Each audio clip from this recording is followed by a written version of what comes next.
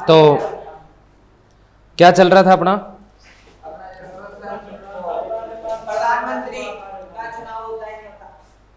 प्रधानमंत्री का चुनाव होता है नहीं होता है ये देख रहे थे हम लोग। और अपन ने गवर्नमेंट के जो है वो 3 पार्ट देख लिए हैं, 3 पार्ट के 2 पार्ट देख लिए अपन ने, ठीक है।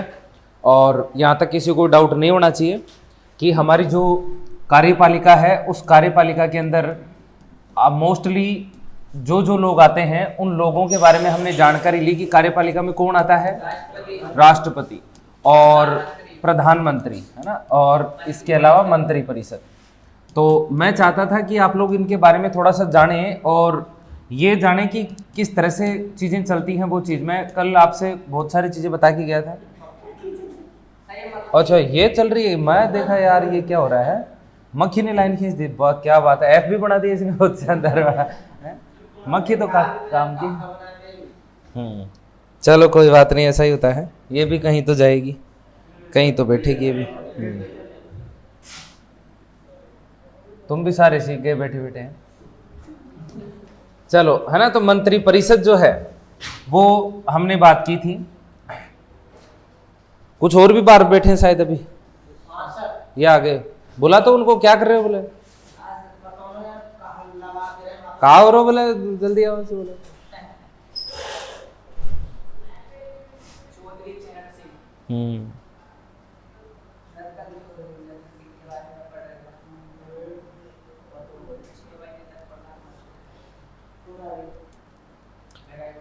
चौधरी चरण सिंह के बारे में अपन ने बात की थी कि 6 महीने तक, 4.5 महीने तक प्रधानमंत्री रहा और उस समय में उन्होंने कभी लोकसभा का सामना नहीं किया। क्यों नहीं किया वो देखा अपन ने। प्रधानमंत्री कैसे बनता है? जिसको बहुमत ज्यादा हो उसको बनाया जाता है। किसके द्वारा बनाया जाता है? राष्ट्रपति द्वारा। इसका मतलब इसका चुनाव नहीं होता, क्या होता है? नियुक्ति होती है। अरे क्या होती है? नियुक्ति। और हमने देखा कि प्रधानमंत्री जो है उसका कार्यकाल होता है क्या? ये कब तक पद पर रहेगा? और बहुमत कहां होना चाहिए? लोकसभा। क्या राज्यसभा में भी होना चाहिए क्या? नहीं, है ना, उधर नहीं चाहिए, केवल लोकसभा में होना चाहिए। और मंत्री लोग कौन होते हैं? मंत्री जो बनते हैं ना वो कौन होते हैं? प्रधानमंत्री जिनको पसंद करे वो, है ना, प्रधानमंत्री पसंद करे उनको। तो प्रधानमंत्री मुझे पसंद कर सकता है, आप लोगों को पसंद कर सकता है। आमतौर पर ये देखा जाता है कि ये कौन होते हैं? लोकसभा के नहीं, राज्यसभा के भी हो सकते हैं ये लोग। ये हमारी जो संसद है इनमें से यहां से भी हो सकते हैं और यहां से भी हो सकते हैं, दोनों जगह से हो सकते हैं, समझ रहे हो। और यदि कोई आदमी यहां का नहीं है तो भी मंत्री बन सकता है, तो भी प्रधानमंत्री बन सकता है। कितने दिन के लिए? 6 माह के, 6 महीने के लिए। फिर 6 महीने में उसे यहां पहुंचना ही पड़ता है, या तो इधर पहुंच जाए या इधर पहुंच जाए, समझ गए। यानी हमारे देश के जो लोकसभा और राज्यसभा के जो सदस्य हैं वही मंत्री और प्रधानमंत्री बनते हैं। यदि वो मंत्री और प्रधानमंत्री नहीं है तो उनको एमपी बनना ही पड़ता है, मेंबर ऑफ पार्लियामेंट। ये भी एमपी कहलाते हैं, ये भी एमपी कहलाते हैं। लोकसभा और राज्यसभा दोनों संसद के अंग हैं और संसद में बैठने वाले लोग क्या कहलाते हैं? Member of parliament. यहां तक कोई डाउट? कोई डाउट नहीं। अब आप उतारोगे उसमें माथाफोड़ी करोगे तो थोड़ा ज्यादा समझ में आएगा। नहीं आएगा तो मेरे को आगे पूछना, मास्टर साहब ये क्या है पहले मेरे को बताओ, उसके बाद में आगे बढ़ाना, समझ गए। क्योंकि सवारी अपने सामान की स्वयं जिम्मेदार होती है, पता है कि नहीं है? तो खुद के जिम्मेदार खुद हो तुम लोग। मास्टर कब तक खींच सकता है तुम्हें? घर वाले कब तक तुम्हारे को धक्का मार सकते हैं? तो तुम्हें खुद को काम करना ही पड़ेगा। क्लियर एकदम? बैठ जाओ बढ़िया तरीके से और इन चीजों को समझना। मैं उम्मीद करता हूं कि चीजों को जानोगे। तो ये तो था सरकार का पहला अंग और ये रहा सरकार का दूसरा अंग। क्लियर एकदम? तीसरा मैं बताने वाला हूं, तुम्हारे सामने होगा। दूसरा अंग जो है कार्यपालिका, वो क्या करता है? ये तो कानून बनाता है, ये क्या करता है भाई? बताओ इधर वाले। लागू करता है, कानूनों को लागू करता है। जो कानून बन गए ना उनको अप्लाई करता है ये अंग। एक अंग है न्यायपालिका, जिसके बारे में हम बात करने वाले हैं, जो कानूनों की रक्षा करेगा। रक्षा करने का काम पता ही न्यायपालिका का ही है, तो वो तो अपने आप हमें पता चल जाए। मंत्रियों का कार्यकाल कितना होता है? जब तक ये आदमी रहेगा तब तक ये लोग रहेंगे। जिस दिन ये हट गया ये अपने आप हटे हुए मान लेते हैं, साथ के साथ में। यानी जब तक कार्यकाल इसका तब तक इसका। ये मान लो ये एक ही है, प्रधानमंत्री, मंत्री परिषद दोनों एक ही है। तो ये भी, इनका भी कोई कार्यकाल नहीं होता। प्रधानमंत्री का नाम ले दिया मतलब इसका नाम ले दिया, इसका नाम ले दिया मतलब प्रधानमंत्री इसी में आ गया। ये भी 5 साल के लिए नहीं बनते। जो आपने 5 साल का कार्यकाल देखा है वो कार्यकाल इन लोगों का होता है, लोकसभा के सदस्यों का होता है।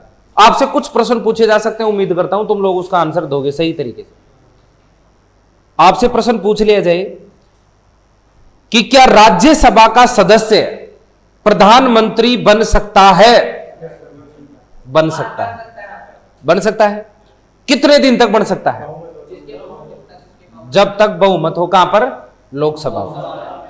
यानी यह आदमी बना रह सकता है। क्या राज्यसभा का सदस्य मंत्री बन सकता है? बन सकता है। कब तक बन सकता है? जब तक प्रधानमंत्री रहेगा। बिल्कुल सही बात है, इसमें 6 महीने वाली कंडीशन नहीं है। क्या एक एमएलए, एक विधायक जो है राज्यों में होता है, वो केंद्र में प्रधानमंत्री बन सकता है? क्या बहुमत होगा तो बन सकता है। मैंने तुम्हें बोला था बहुमत होगा ना। यह प्रधानमंत्री बनने के लिए आप चुनाव नहीं लड़ोगे तो बन जाएगा। केवल यह क्या होना चाहिए? यदि कोई विधायक है तो भी वो प्रधानमंत्री बन सकता है केंद्र के अंदर। लेकिन आपसे पूछिए कितने दिन तक बन सकता है?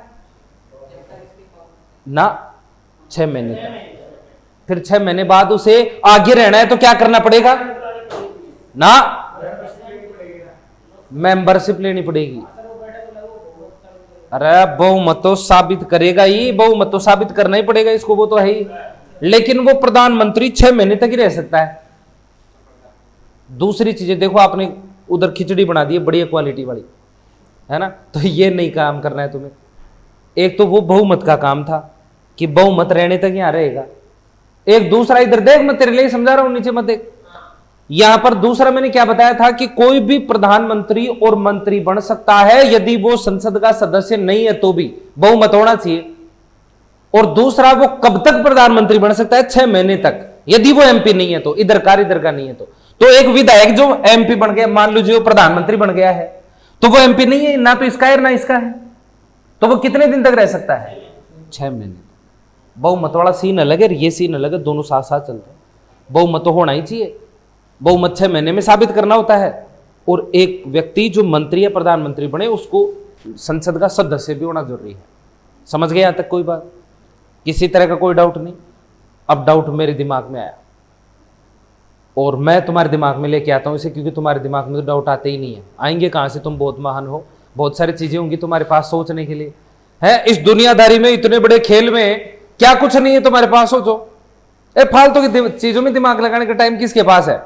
आजकल इतने सारे मोबाइल दे दिया, पूरी संसार है मोबाइल के अंदर, पूरा संसार साथ रखते हो, जब चाहे जिसको प्रकट कर लेते हो सामने। और आजकल कई ग्राम और चल गए, है कि नहीं है? यूट्यूब ने भी आजकल इंस्टाग्राम टेलीग्राम नहीं देखा कि तुमने, है? और आजकल यूट्यूब ने भी ऐसे चला दिया, अपनी उंगली ऐसे ही चलती रहती है। आजकल इंस्टाग्राम तगड़ा ही आया है भाई साहब, उसको भी देखते रहेंगे सारे दिन। अब इंस्टाग्राम पे एक नया फैशन और चल रहा है भाई साहब, फॉलोवर करे और फिर वो भी टेंशन रहती है, कि फॉलोवर की संख्या तो ज्यादा दिखे, लेकिन हम खुद किसी को फॉलो नहीं करेंगे है? हम पहले दूसरे को फॉलो करेंगे। नया फैशन चल रहा है आजकल इंस्टाग्राम पे, मैं देख रहा हूं कि पहले लोग फॉलो करेंगे, उसके बाद खुद के फॉलोवर तो ज्यादा रखेंगे और खुद किसी को फॉलो नहीं करेंगे, फिर अनफॉलो करते रहेंगे। और वो वाला आंकड़ा रहना से फिक्स एकदम, वाह वीआईपी हो तुम, किसी को नहीं करोगे तो कौन तुम्हें करेगा है? तो ये होता है। फिर उसके बाद में जब वो देखते हैं तो कुछ नहीं आता उनके उधर। तो ये आजकल नया ट्रेंड है, इसलिए आप लोगों के दिमाग में इतनी जगह नहीं है कि आप ऐसी चीजों पर दिमाग लगाओ और डाउट आओ। आज के युवा के साथ वास्तव में ऐसा ही हो रहा है। मैं उम्मीद करता हूं अभी तक तुम लोग इन लफड़ों में नहीं पड़ोगे और ये सारी चीजों पे दिमाग नहीं लगाओगे। समझ रहे हो? आप में गुण होगा तो वो उधर वाला आंकड़ा अपने आप बढ़ता रहेगा। हाँ, कोई है तो कोई बात नहीं, पड़ गए तो घुस गए तो अब करें भी क्या, है कि नहीं? क्योंकि ये ऐसी गलियां जिनके लिए ऐसा कहते हैं कि छोरो इन गलियों में ना जाना, बर्बाद हो जाओगे। छोरे कहते हैं गुरुजी ये बर्बादी हमें हंस के कबूल है है? तो ऐसा हो जाता है कई बार। आजकल क्या होता है, जैसे कुछ चीजें ऐसी है जो तुम्हें खुद को तैयार करनी है। एग्जाम पास में है और एग्जाम पास में होने के नाते वास्तव में टीचर आपको सारा काम करवाएंगे, सारे टीचर लगे हुए हैं और सब काम करवाएंगे, लेकिन कुछ चीजें ऐसी है जो तुम्हें याद करनी पड़ेगी। मास्टर उसके अंदर कुछ नहीं कर सकता और वो चीजें मैं उम्मीद करता हूं कि तुम लोग अभी याद कर लोगे और 2-4 दिन में मैं आपसे थोड़ा थोड़ा पूछूंगा, उनको लेकर के अपन लोग उनमें इधर चर्चा करते रहेंगे। तो आप लोग याद कर लोगे। अब कौन कौन सी चीजें, ध्यान से सुन लो, नोट कर लेना इन चीजों को आप चाहे तो। समझ रहे हो क्या क्या चीज तुम्हें खुद को याद करनी है, मैं बता रहा हूं तुम्हें। एक तो सुनो, एक तो हमारे जो राज्य हैं, जितने भारत के जितने भी राज्य हैं, उन राज्यों की आप सबको राजधानियां याद होनी चाहिए। सबकी कैपिटल जो है ना वो याद होनी चाहिए। कोई ऐसा स्टूडेंट है जिसको सभी राजधानियां याद हो? बाकी सारी याद है ना? हाँ ठीक है, तो ये तुम्हारा लगभग काम हो ही गए हैं। मान लो कि जो याद नहीं है वो करना है तुम्हें, है ना। वो उधर नॉर्थ ईस्ट वाली याद नहीं होगी तुम्हें, पूर्व उत्तर की, है ना, उनको, हाँ वो मैं उनको अपन चर्चा करेंगे तब हो जाएगा। तो आप जो चीज सबसे पहले याद हो सकती है उनको याद करें आप। राजधानी, राजधानी के अलावा जितने भी राज्य हैं उन सभी राज्यों के सीएम, चीफ मिनिस्टर आपको याद होने चाहिए। एग्जाम में जाते ही पूछता है, ये याद नहीं होगा, इसकी लिस्ट बनाना आप लोग और फिर इसको तैयार कर लेना बढ़िया तरीके से। आपके पास यदि करंट अफेयर्स की कोई बुक वगैरह नहीं है तो मैं ये टेलीग्राम चैनल के ऊपर ये इसकी लिस्ट मैंने डाल रखी है।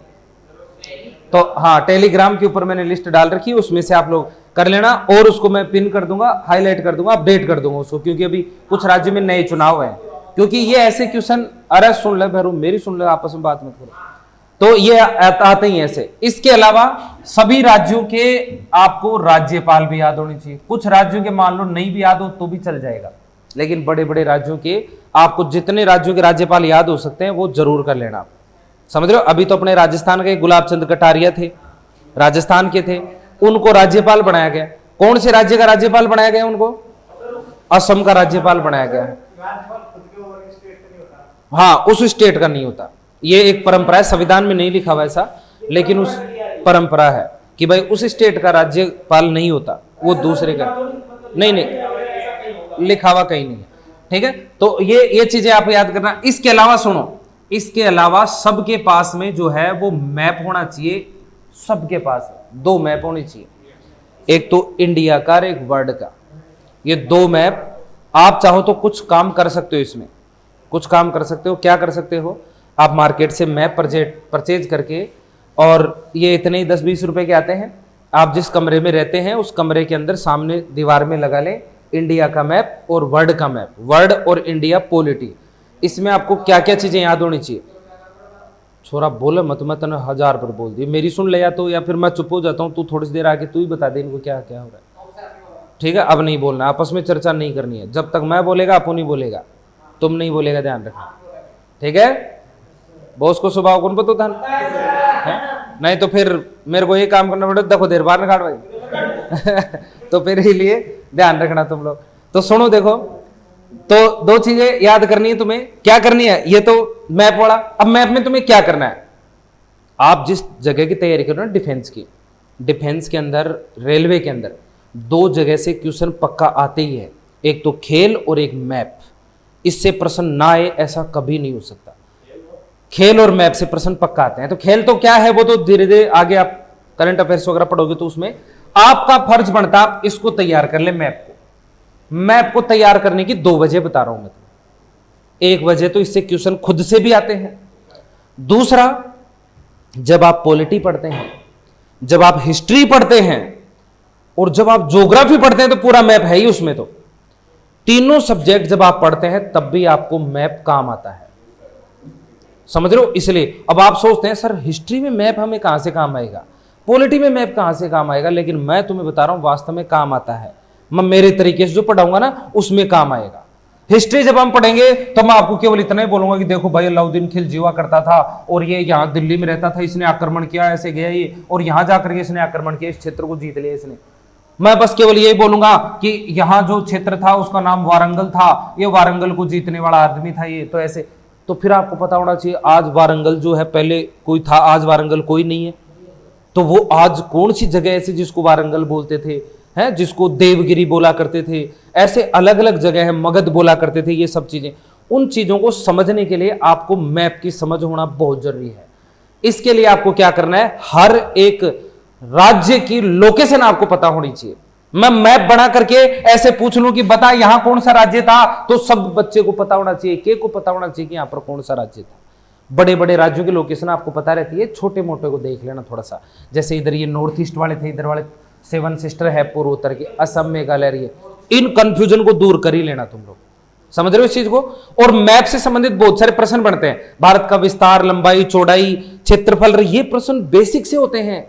हमारे पड़ोसी देश कितने बता सकते हो क्या? कितने पड़ोसी देश है हमारे? 7 पड़ोसी देश हैं। कौन नाम गिनवाएगा उनके साथ होंगे? 1-2 जने गिनवाएंगे तो चलो बहुत अच्छी बात है। हमारे इंटरनेशनल बॉर्डर की लंबाई कितनी है? अंतरराष्ट्रीय जो सीमा है अपनी, उसकी लंबाई कितनी है? 40, 47, 40, 27। बड़ा एक बांग्लादेश के साथ में है 40-96, तो 40-96 तो 4096 किलोमीटर तो बांग्लादेश के साथ है, जो सबसे ज्यादा है। ये बेसिक से प्रश्न होते हैं। अब सोचो, ये बातें एक नॉर्मल इंसान को भी पता होनी चाहिए कि नहीं होनी चाहिए? और मुझे लगता है कि ये चीज तुम्हारे सामने एक बार आ जाएगी तो याद होगी कि नहीं होगी।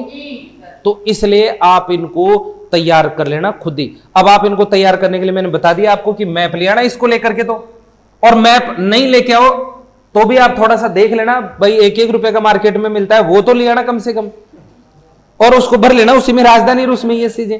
और मैप से जो प्रश्न बनते हैं जो कि सबकी एग्जामों में आएंगे, एग्जाम के दिन बहुत थोड़े हैं, मैप को लेकर के मैंने भी यहाँ यूट्यूब चैनल पे भी लास्ट 2 वीडियो डाल रखे हैं, अभी सबके लास्ट में डाले हैं। मैप को लेकर 2 वीडियो हैं, उन दोनों वीडियो में मैप का पूरा देसी घी है। ये मान लो तुम्हारे सामने, देसी घी जानते हो कि नहीं जानते क्या होता है? वो पूरा देसी घी है। तो आप चाहो तो यहां से इसको भी देख करके कवर कर सकते हो। मैं इसलिए बता रहा हूं, अरे ये मैप जो है ना दुनिया भर का मिल जाएगा तुम्हें, और भी कई मास्टरों ने यूट्यूब पे पढ़ा रखा है। मैं इसलिए बता रहा हूं, मैं ये नहीं कह रहा कि तुम मेरे से पढ़ो या ये, मैं इसलिए बता रहा हूं क्योंकि तुम पढ़ोगे, मान लो कोई डाउट आ गया तो मैं तुम्हारे सामने रोजी ना आता हूं कि नहीं आता, पकड़ के थाम सकते हो। गुरुजी आपने वो उसमें ये बताया था, है ना, आपने वो उसमें बताया था, इसमें ये बता दो ये क्या सीन है, मेरे को ये वाला समझ में नहीं आया, है ना, ये कर सकते हो आप। इसलिए इसके नोट्स बना ही लेना। अब मैं तुम्हें देखता हूं, देखिए तुम जल्दी तो कर रहे हो सर, इतने दिन है, टाइम टाइम टाइम। अब मैं देखता हूं तुम उस टाइम का कितना सदुपयोग करते हो, है ना, एक दिन गिन रहे हो तुम, देखे इस टाइम का कितना सदुपयोग करते हो, मैं ये देखूंगा। देखे आज वो छोरा नहीं है, पीछे बैठता था। अच्छा, जब भी वो 12th की जैसे बात की थी उसने, तभी मैं देखा क्या चक्कर है। खैर कोई बात नहीं, बच्चा है वो भी, हाँ कोई बात नहीं, ऐसा हो जाता है वो। मैं सोचा मेरे से ही नाराज होकर चला गया कहीं, है तो चला जाएगा तो क्या दिक्कत है, अपने कौन सी भैंस खोल के ले जाएगा। तो चलो आगे चलते हैं। तो ये काम कर लोगे तुम लोग, है ना, और तुम्हें मंडे तक का टाइम है, कल का दिन है और संडे का भी तुम्हें टाइम है। मंडे को मैं इनसे प्रश्न पूछूंगा, ध्यान रखना इन तीनों से, यहाँ की राजधानी, सीएम और इससे भी और मैप से भी, ठीक है। होमवर्क है तुम्हारा, हाँ नहीं इंडिया मैप है ये, वर्ल्ड मैप नहीं है, अभी इंडिया मैप है, ठीक है। दिख गया होगा तेरे को, तो अभी खोला था तब तेरे को दिख गया होगा, पड़ा हुआ है ना, दिख जाएगा, ऊपर ही ऊपर है, देख लेना इससे संबंधित, क्लियर एकदम। तो ये काम कर लेना। अब सुनो, देखो अब हम बात कर रहे थे इसको लेकर के कुछ बातें और जो जरूरी बातें हैं जो आपको पता होनी चाहिए, डाउट की बात कर रहे थे हम। मैंने देखो जब पढ़ा ना तुम्हारे, जैसे मेरे गुरुजी पढ़ा रहे थे मेरे को, तो मैंने पढ़ा भाई साहब, और मैंने सब कुछ पढ़ा, लेकिन क्या हुआ कि मेरे कुछ चीजें सामने आई, जो सामने आई वो बहुत खतरनाक चीजें थी। मेरे को मेरे गुरुजी ने बताया कि देख बच्चा, कानूनों को लागू ये करती है हमारी कार्यपालिका करती है, इनको अप्लाई करने का काम इसका है, ठीक है। मैंने सुन लिया कि यार जैसे कोई भी कानून बनता है संसद बनाती है और ये लोग लागू करते हैं, लेकिन ये किताबों में पढ़ा मैंने, गुरुजी ने देखा, लेकिन वास्तव में प्रैक्टिकली तो मैं और ही कुछ देख रहा था। प्रैक्टिकली मैंने क्या देखा, जैसे मैं आपको उदाहरण देखता हूं, जैसे मैं रोड पे चल रहा था, तो मैंने रोड पे चलते हुए देखा कि एक कानून बना हुआ था कि रेड बत्ती होते ही रुक जाना है और ग्रीन होते ही जाना है। क्या ये एक कानून है कि नहीं है? ये एक लॉ था कि आपको ऐसा करना है। मैंने देखा ये कानून था, और उस कानून को बनाया होगा किसी संसद ने, विधायिका ने बनाया होगा, राज्य और केंद्र वाली ने। तो फिर मैंने देखा कि वहां पर वो कानून था, तो उसको लागू करने का काम कौन करेगा? मैं देखा अच्छा, प्रधानमंत्री और मंत्री लोग और राष्ट्रपति जो है उसको लागू करेगा। ये किताबों से देखा, मैं देखा कौन लागू कर रहा है। देखे मैंने देखा भाई साहब, लोग जो है वो उस कानून की पालना तब कर रहे थे जब बत्ती पर पुलिस वाला खड़ा था। लोग बत्ती बाद में देख रहे थे, पहले पुलिस वाला देख रहे थे। पुलिस वाला है तो फिर बत्ती को देखेंगे, वो नहीं है तो फिर कोई मतलब नहीं है। यानी वास्तव में वो जो कानून है वो लागू हो रहे थे एक पुलिस वाले की वजह से, जो एक सरकारी नौकर है वो, उसकी वजह से जो है ये कानून लागू हो रहे थे। वहां कोई प्रधानमंत्री चालान काटने के लिए नहीं खड़ा था, कोई मुख्यमंत्री या कोई मंत्री नहीं खड़ा था, लोग उसकी वजह से पालना कर रहे थे। मैं बोला व्हाट इज दिस, क्या है ये। फिर एक और देखा मैंने, जीएसटी भरना पड़ेगा, संसद ने कानून बना दिया उसने, तो लागू की बात है, मोदी ने फीता काट दिया, ले भाई 1 जुलाई 2017 ये आपने जीएसटी लागू। लेकिन मैंने देखा कि जीएसटी लोग क्यों भरते हैं, और बोलो जीएसटी भरो नहीं तो इनकम टैक्स वाले आके रेड मार देंगे, जीएसटी खुद आकर के वो मेरी कार्रवाई कर देगा, और ये लोग आके पुलिस वाले आकर के ये कार्रवाई कर देंगे। लोग डरते हुए जीएसटी फिर भरते हैं। यानी कोई जीएसटी नहीं भरता तो वहां पर इनकम टैक्स वाले आते हैं कि नहीं आते? कोई मंत्री आता है वहां पर, कोई प्रधानमंत्री आया, और वो इनकम टैक्स वाले सरकारी कर्मचारी थे कि नहीं थे? यानी वहां पर वो कानून भी लागू हो रहा है, तो किसकी वजह से हो रहा है?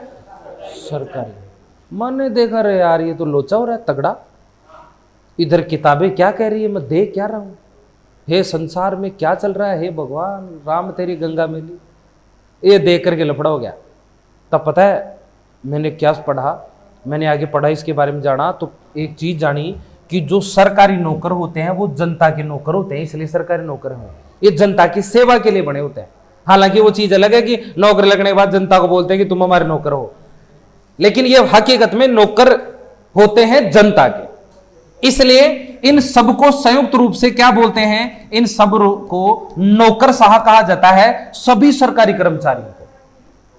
ब्यूरोक्रेसी अंग्रेजी के अंदर, ब्यूरोक्रेसी नौकरशाह बोला जाता है, जितने भी गवर्नमेंट कर्मचारी उन सबको।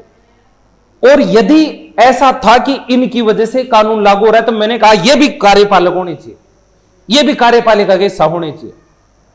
किताबों ने पढ़ा तो किताबों ने बताया यार ये भी कार्यपालिका के हिस्सा है। यदि कानून इनकी वजह से लागू होता है तो यह भी क्या है? कार्यपालिका। समझ गए क्या? यानी सरकारी कर्मचारी भी कार्यपालिका का हिस्सा है कि नहीं है? और सरकारी कर्मचारियों को हम क्या बोलते हैं? ये इसलिए बता रहा हूं क्योंकि पढ़ने के बाद में भी हमारा मामला गड़बड़ हो जाता है। एक बार प्रश्न आ गया कि निम्नलिखित में से कार्यपालिका का अंग नहीं है, ऐसा पूछा गया। तुम समझ गए सारे प्रश्न? कौन एग्जीक्यूटिव के पार्ट नहीं है, यह प्रश्न पूछा गया। ये हाथ नीचे करके बैठो तुम लोग, हाथ ऐसे मत लगाया करो, एकदम ऐसे सीधे बैठा करो, ऐसे टेक के मत बैठा करो। तुम लोग जवान हो आर्मी के यार, भारत का फ्यूचर हो तुम लोग। ऐसे बूढ़ों के जैसे बैठ जाओगे तो फिर क्या होगा? हमारे तो फिर भी दौड़े आ गए, फिर मैं तुम्हें देख करके मैं और बोलूंगा एक 4 पहली यार इधर लगा है, हम भी सोते हैं इधर। तो इसलिए जवानों की जैसे बैठा करो। सुनो ध्यान से, प्रश्न क्या था पता चल गया कि कार्यपालिका का अंग नहीं है। उसमें लिखा हुआ था, एक तो था प्रधानमंत्री, एक मंत्री परिषद, एक संसद और एक नौकरशाह। तो कौन नहीं है? संसद नहीं। समझ गए कि नहीं समझे? लेकिन भाई साहब जब ये प्रश्न आया था ना तो ज्यादातर स्टूडेंट क्या करके आए? ये करके आए। क्यों? क्योंकि उनको लोग प्रधानमंत्री मंत्री है तो नेता नांगड़े यार, संसद वो भी नेता नांगड़े है, ये पता नहीं क्या आ गया बोला, और ये भी नेताओं जैसी लगती है तो फिर ये अलग है, बोले इसको टिकाओ। लेकिन वास्तव में ये भी कार्यपालिका का पार्ट है। लेकिन क्या मैं इस कार्यपालिका को स्थायी कार्यपालिका बोल सकता हूं क्या? परमानेंट एग्जीक्यूटिव बोल सकता हूं क्या? स्थायी कार्यपालिका क्यों बोल सकते हैं, बता सकते हो?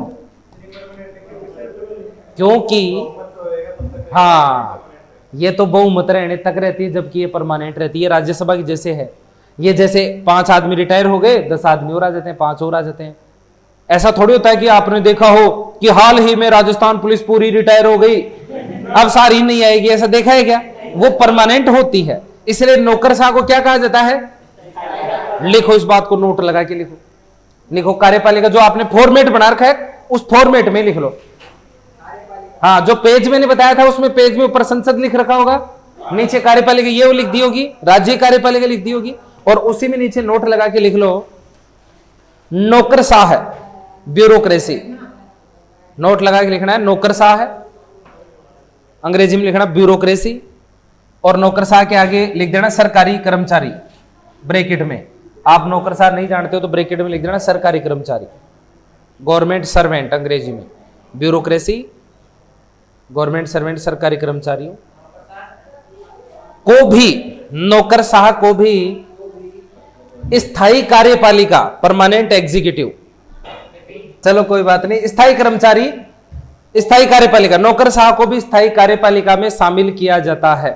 लिख दिए, बस इतना सही है। अब आगे चलते हैं, देखो, और आगे चल करके एक नए पार्ट की ओर चलते हैं हम लोग। एक पार्ट बचा हुआ है तुम्हारा, और वो जो पार्ट है हमारा वो है न्यायपालिका, जुडिशरी। ये इसको देख लेते हैं, ये इसमें कौन कौन होता है, न्यायपालिका में कौन कौन होता है। गवर्नमेंट का तीसरा पार्ट है, इसको और बता देंगे, उसके बाद में अपने बेसिक चीजें कंप्लीट, फिर हम लोग शुरुआत करेंगे जहां से लोग शुरू करते हैं वहां से। यहां तक मुझे उम्मीद है आप लोग बहुत सारी चीजें समझ गए होंगे। अब न्यायपालिका कैसी होती है, सुनो ध्यान से। हमारे यहां जुडिशरी को क्या किया गया, एक सिंगल रूप दिया गया है, एकात्मक रूप दिया गया है। ऐसे सरकार के जो बाकी के 2 अंग थे ना, उनसे थोड़ा सा अलग बनाया गया इसको। एकात्मक रूप कैसे, जैसे हम बात करते हैं गवर्नमेंट का एक पार्ट है, जैसे कार्यपालिका मान लो, यूपी का सीएम और राजस्थान का सीएम दोनों के पास एक इक्वल पावर है, वो वहां के अनुसार है, वो यहां के अनुसार है, लेकिन इनमें एकात्मकता नहीं है। क्यों नहीं है, जैसे यूपी के अंदर एक ही मसले को लेकर वहां का सीएम अलग निर्णय ले सकता है। जैसे वहां वो कह सकता है कि मेरे यहां 10वीं तक के बच्चों को फ्री किताबें दूंगा, फ्री एजुकेशन दूंगा, ठीक है, हाथ नीचे कर लो। और इधर राजस्थान वाला कह सकता है कि ना भाई मैं तो 5वीं तक ही दूंगा, विषय एक ही था, दोनों अलग अलग निर्णय ले लेते हैं। इस रूप को हम एकात्मक रूप नहीं बोलते। ऐसा होता है, एक ही विषय को लेकर के दोनों राज्य अलग अलग कानून बना सकते हैं अपने क्षेत्र में हो तो। लेकिन न्यायपालिका में क्या होता है, न्यायपालिका में ऐसा नहीं होता। न्यायपालिका में जैसे हाई कोर्ट है, राजस्थान में भी है, राजस्थान की हाई कोर्ट जोधपुर में है, और यूपी में भी हाई कोर्ट है, इलाहाबाद के अंदर है। जैसे कोई भी मसला था उसको लेकर न्यायपालिका जो निर्णय लेगी ना, राजस्थान न्यायपालिका ने यदि निर्णय लिया तो वो पूरे देश पर लागू होगा,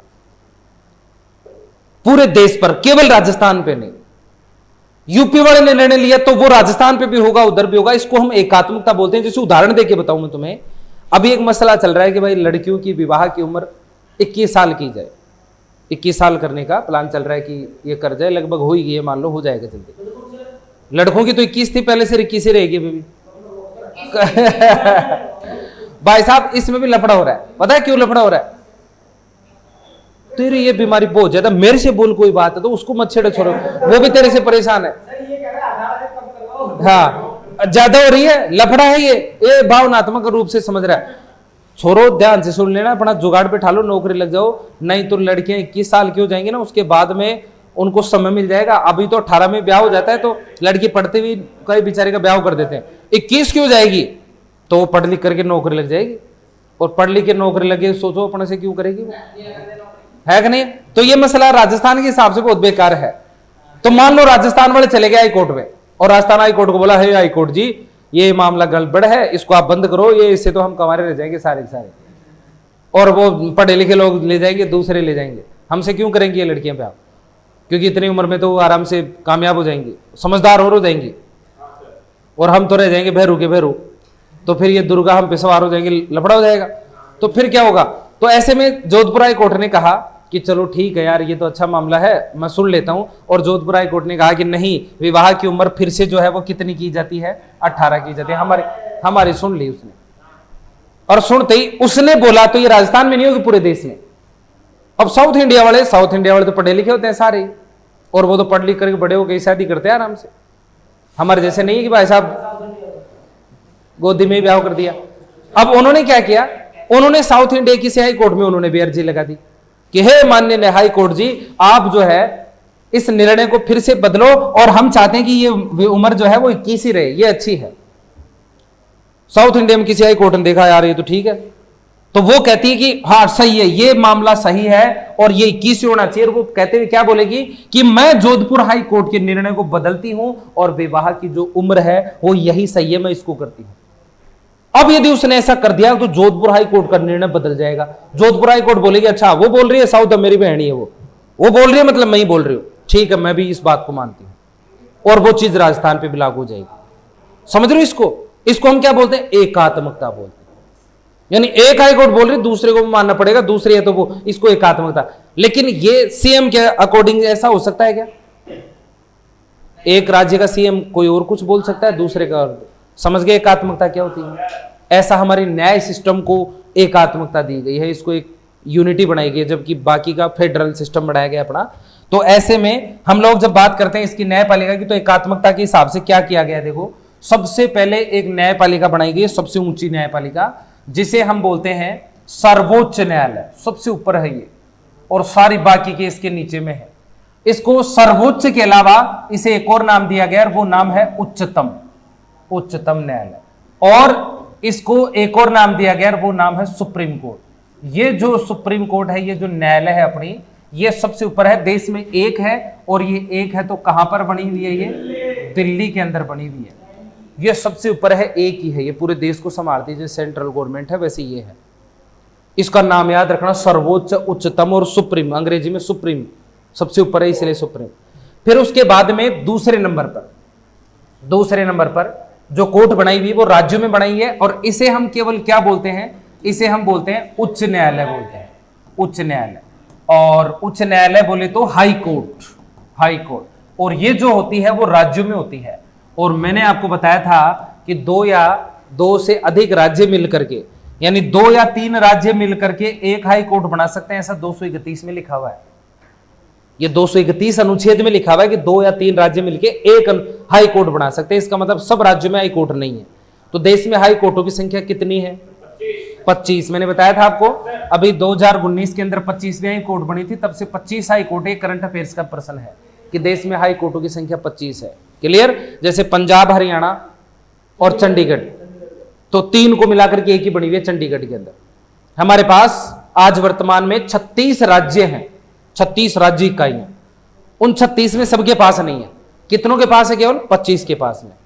क्लियर? एकदम क्लियर? वास्तव में 36 है क्या? हाँ, तो सोचे क्यों तुम फिर? हाँ, यूनियन टेरिटरी को मिलाया मैंने, क्योंकि वो भी एक राज्य के समान ही होती है ना, बस उनके पास थोड़ा सा पावर और हो जाती है, तो 28। हाँ, अरे उनके पास वो भी एक राज्यों की, जैसे किसी के पास है किसी के पास नहीं है। जैसे दिल्ली के पास खुद का है, चंडीगढ़ के पास खुद का है, और पंजाब हरियाणा राज्यों के पास ही नहीं है।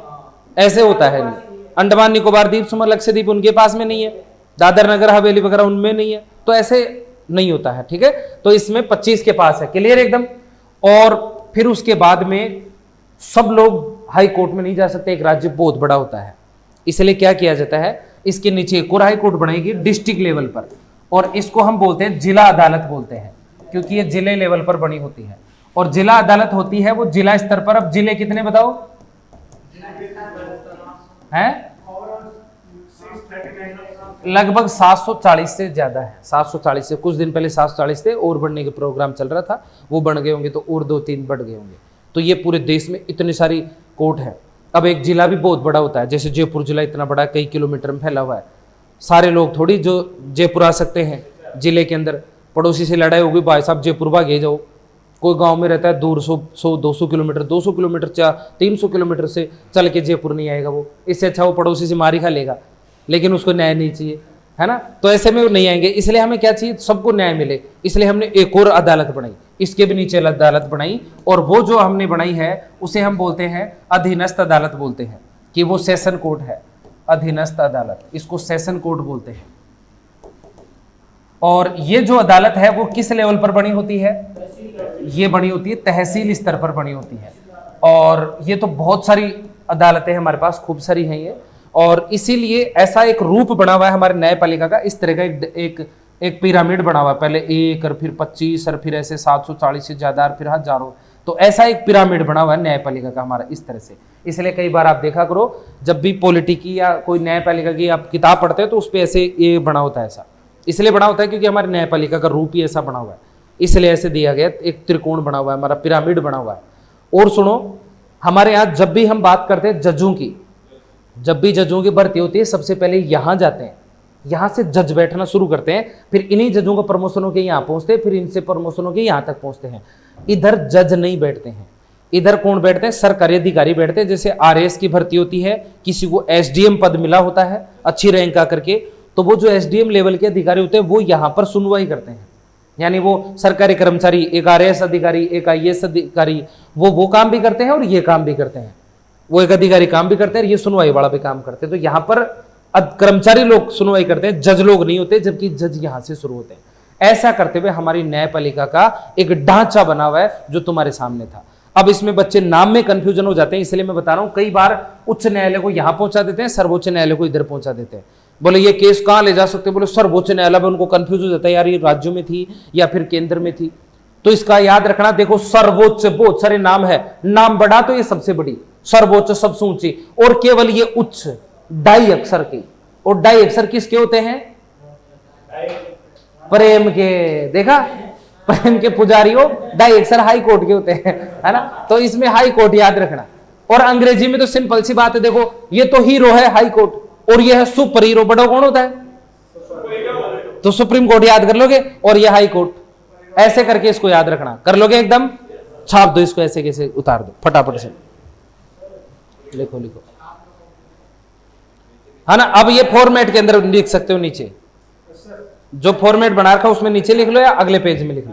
कॉलेजियम सिस्टम आगे पढ़ेंगे, पर जजों को बनाने का सिस्टम है ये, जजों को कैसे नियुक्त किया जाता है।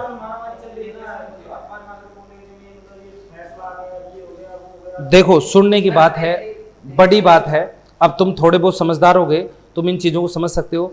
हमारे यहाँ जजों की नियुक्ति की जाती है राष्ट्रपति द्वारा, और राष्ट्रपति द्वारा यदि जजों की नियुक्ति की जा रही है तो जज कौन होते हैं पता ही है ना। एक ऐसे आदमी जो किसी के भी नहीं होने चाहिए, निष्पक्ष होने चाहिए, अच्छा फैसला देने वाले होने चाहिए। यदि जज लोग मोदी की खास हो जाते हैं, मान लो सरकार के खास हो जाते हैं, तो क्या सरकार भ्रष्टाचार नहीं करती? मंत्री लोग भ्रष्टाचार नहीं करते क्या? सबसे ज्यादा यही करते हैं। तो वो जज लोग ही फैसला देने वाले और वो भ्रष्टाचार करने वाले भी उनके ही, तो मामला गड़बड़ है कि नहीं? अब राष्ट्रपति यदि न्यायाधीशों को नियुक्त कर रहा है तो क्या वास्तव में राष्ट्रपति कर रहा है? क्या बताओ, राष्ट्रपति अपनी पावर का प्रयोग करता है क्या? कौन करेगा उसकी पावर का प्रयोग? राष्ट्रपति न्यायाधीशों की नियुक्ति कर रहा है, ऐसा किताबों में लिखा हुआ। इनडायरेक्टली तुम समझ जाओ कौन कर रहा है? मंत्री परिषद करती है, प्रधानमंत्री। मतलब जज लोग किसकी पसंद के होंगे? मंत्री और प्रधानमंत्री के। सही है क्या ये? नहीं सर, गड़बड़ है, दाल पूरी काली है ये चर्चा इसलिए चल रही है, समझ गया कि इसमें सुधार होना चाहिए, इसके अंदर सुधार होना चाहिए। इस बात को लेकर माथाफोड़ी चल रही सन 1992 से, कई दिनों से। अभी तुमने अखबार तुम पढ़ने लग जाओ, थोड़ा थोड़ा तुम चीजें पहचानने लगे बहुत सारी, तो इनको लेकर के होना चाहिए। अभी देखो क्या हुआ है, कुछ ही दिनों पहले इसको उतार लिया तुमने, क्यों? मैंने आपको बताया था ना, ये पढ़ाई की मतलब ये बहुत इंटरेस्टिंग है यदि आप इसको बनाओ तो। पॉलिटी एक ऐसा सब्जेक्ट है जिसको आप पढ़ो तो इतना रुचिकर है कि तुम ना पढ़ोगे तो भी तुम्हें बुलाएगी ये पढ़ने के लिए। बस एक बार इसकी बेसिक चीजें जान करके एक बार अपने आप को इसमें उड़ेल दो, फिर ये खुद ही बुलाएगी आपको। जैसे अभी क्या हुआ था, हमारे यहाँ इलेक्शन कमीशन होता है, चुनाव आयोग, और ये चुनाव आयोग चुनाव करवाने का काम करता है, इलेक्शन यही करवाता है। सोचो, अब इलेक्शन करवाता है यानी किस पार्टी को कितनी सीटें मिलेगी, वो सारा काम, एमएलए एमपी बनाने का काम इसका है। अब सोचो ये चुनाव करवाता है, रिजल्ट वगैरह सारा, ये जो मशीनें होती है सारी इसके हाथ में होती हैं।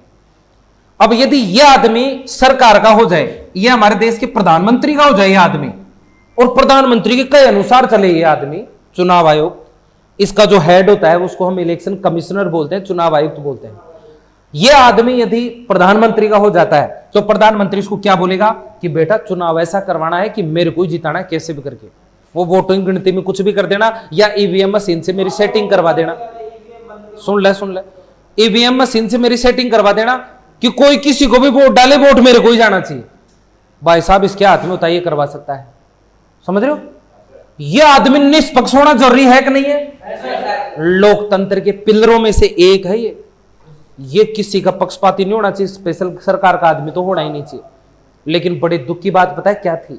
बड़े दुख की बात यह थी कि इस चुनाव आयुक्त की जो नियुक्ति है वो राष्ट्रपति द्वारा की जा रही थी आज तक, राष्ट्रपति के द्वारा। मतलब समझ जाओ कौन कर रहा था? प्रधानमंत्री कर रहा था, और प्रधानमंत्री अपनी मर्जी का बना रहा था। और वो जब चाहे जब कह रहा था कि अब चुनाव करवाना, इस समय नहीं करवाना, आचार संहिता इस समय लगवाना, अपने हिसाब से काम कर रहा था सारा का सारा। ये गड़बड़ थी, मामला तगड़ा था। सोचो आज तक ये गड़बड़ होती आ रही थी, तुम लोग धरती पे प्रकट हो गए फिर भी गड़बड़ होती आ रही थी। और हमारी जनता कितनी समझदार है तुम इससे भी अंदाजा लगा लो। जनता ने कुछ नहीं कहा था इसको लेकर के, ये गड़बड़ झेल रहे थे क्योंकि उनको पता ही नहीं था क्या है। वो सोच रहे थे नहीं राष्ट्रपति बना था, प्रधानमंत्री नहीं बना था। वो ये सोच के खुश हो गए, उनको ये नहीं पता था राष्ट्रपति बना रहे तो उसको बोलेगा कौन है, उसकी पावर का वास्तव में यूज कर कौन रहा है, ये नहीं पता था उनको। लेकिन न्यायपालिका ने हाल ही में इसको पढ़ा, और अभी शायद 5-7 दिन पहले की बात है, न्यायपालिका ने एक आदेश दिया है कि अब इस चुनाव आयुक्त की नियुक्ति राष्ट्रपति नहीं करेगा। इसकी नियुक्ति राष्ट्रपति नहीं करेगा। इसकी नियुक्ति करने के लिए एक कमेटी बनाई जाएगी और वो कमेटी जो है वो जो नाम सजेस्ट करेगी वो नाम को ही राष्ट्रपति बनाएगा। यानी अब राष्ट्रपति इसकी नियुक्ति करेगा लेकिन इससे नहीं पूछेगा, पीएम से नहीं पूछेगा, नहीं, इसकी सलाह नहीं लेगा, मंत्रिमंडल की सलाह भी नहीं लेगा। ये किसकी सलाह लेगा? एक समिति की सलाह लेगा, एक कमेटी की सलाह लेगा। और इस आयोग में पता है कौन कौन होगा? इस आयोग के अंदर देश की लोकसभा के अंदर अपोजिशन लीडर होगा, विपक्ष का नेता, समझ गए कौन होता है? और इस आयोग के अंदर देश का न्यायाधीश होगा, मुख्य न्यायाधीश, चीफ जज, और इसके अंदर प्रधानमंत्री भी होगा। और ये सारे लोग मिल करके इस नाम को जो सजेस्ट करेंगे, हाँ भाई ये आदमी होना चाहिए, वो नाम देंगे और तब जाके उस नाम को राष्ट्रपति बनाएगा। ऐसा न्यायपालिका ने आदेश दिया अभी। और साथ में ये भी कहा है कि ये तो हम बता रहे हैं और अस्थायी व्यवस्था कर रहे हैं, सरकार को आदेश दिया संसद को कि इसको लेकर के ऐसा कानून बनाओ, मजबूत कानून बनाओ, ऐसी कोई कमेटी वगैरह बनाओ और जल्दी से जल्दी बनाओ इसको। तो अब जल्द ही हमारी संसद के अंदर ये प्रस्ताव रखा जाएगा, क्योंकि ये तो न्यायपालिका का आदेश है। अब न्यायपालिका थोड़ी कानून बनाती है, वो तो कानून बनाने वाले को आदेश दिए और न्यायपालिका सबसे ऊपर है, ध्यान रखना, उसकी कोई नहीं टाल सकता। उसकी जो भी उसने बोला है वो सबको मानना ही पड़ेगा। तो बताओ ये बात तुम्हें समझ में आई कि नहीं है ना? अब ये कब आई तुम्हें? तब तुम इन चीजों को जानते हो। तब न्यूज में बहुत बढ़िया तरीके से लिखी हुई आई थी। जब आप इन चीजों को जानते तो उस न्यूज के अंदर आपकी निगाहें रुकती कि नहीं रुकती? इस तरह से आप थोड़ा सा अपना स्टैंडर्ड डेवलप करो, चीजों को समझना शुरू करो और पढ़ना शुरू करो। मैं उम्मीद करता हूं कि तुम लोग ये जो काम मैंने दिया है, तुम्हें होमवर्क दिया है, इस काम को तुम लोग जरूर करके आओगे, है ना? कौन सा काम दिया है तुम्हें मैंने, है ना? हाँ, वो मैप वाला जो काम था, मैप वाला जो काम था, उस मैप वाले काम को तुम जरूर करके आओगे, है ना? ये काम को तुम जरूर करके आओगे। क्लियर एकदम, है ना? और ये सीएम और ये राजधानी और ये सारी चीजें याद होनी चाहिए। मैप याद कर लेना, इसको देख लेना, तुम्हें लगे तो, नहीं लगे तो कोई बात नहीं, ठीक है? ओके, मिलते हैं अगली क्लास में। आज के लिए इतना बहुत है। जय हिंद, जय भारत।